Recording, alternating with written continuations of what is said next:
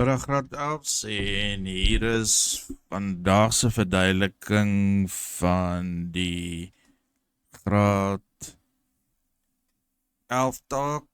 Ek gaan al hierdie goed spring. Jy weet wat jy hier kan lees. OK. Kom ons kyk na die eerste aktiwiteit. Jy moet al besig gewees met hom. Verduidelik in jou eie woorde wat bedoel word met jeugrisikogedrag. OK. So obviously kyk ons na verduidelik eie woorde bedoel term jeugrisikogedrag.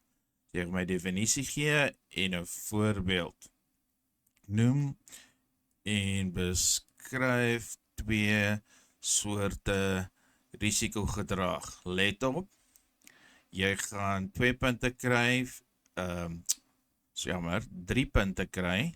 So jy gaan vir my gedrag sê wat die gedrag het is. So is, kom ons gooi voorbeeld, ongewenste seksuele gedrag.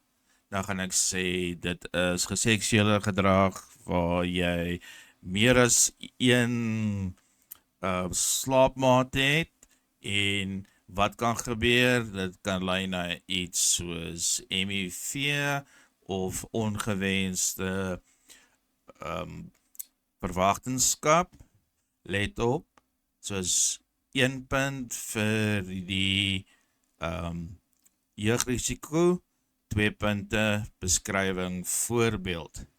Verduidelik 2 faktore wat bydra bogenoemde risikogedrag onder tieners. Ek sien dat hom verkeerd gespel. Goed, selfde ding, onthou, jy praat nou weer eens van die 2 wat jy hier beskryf het.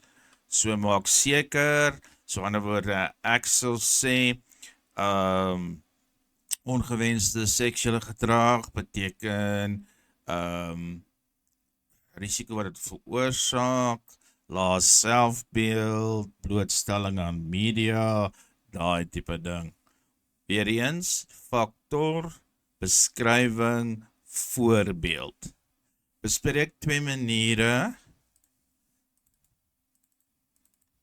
hoe risikogedrag, nou as jy baie mooi kyk, julle vir jou 'n antwoord, jong mense se pogings tot 'n gesonde leefstyl keuses negatief kan beïnvloed.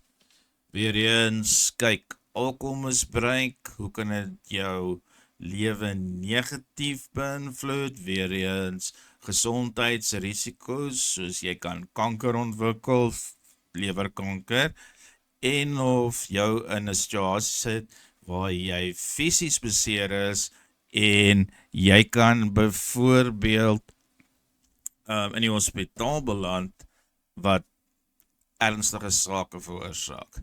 Maklike 20 punte. Dan lees jy hierdie bron. Goed, definieer die volgende terme, 2 punte elk.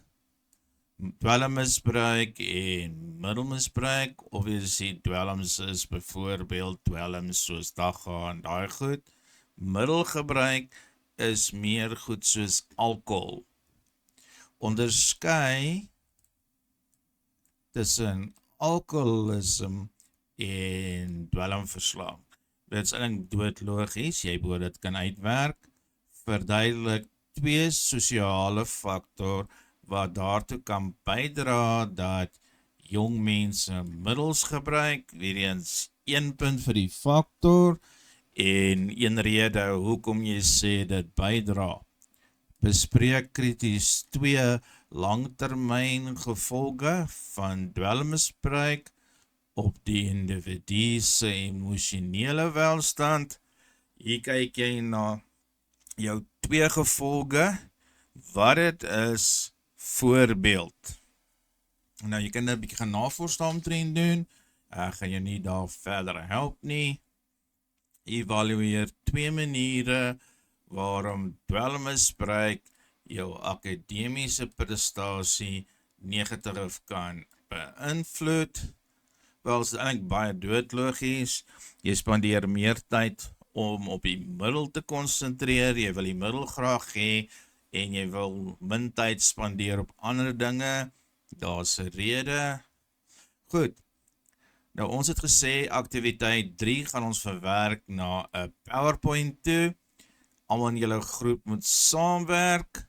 So elkeen moet 'n riskante gedrag of tekens of opgedeel hierdie in julle PowerPoint het. Kyk ook in PowerPoint tips wat ek ingesit het in Classroom, as ook die manier om het op te laai na Classroom.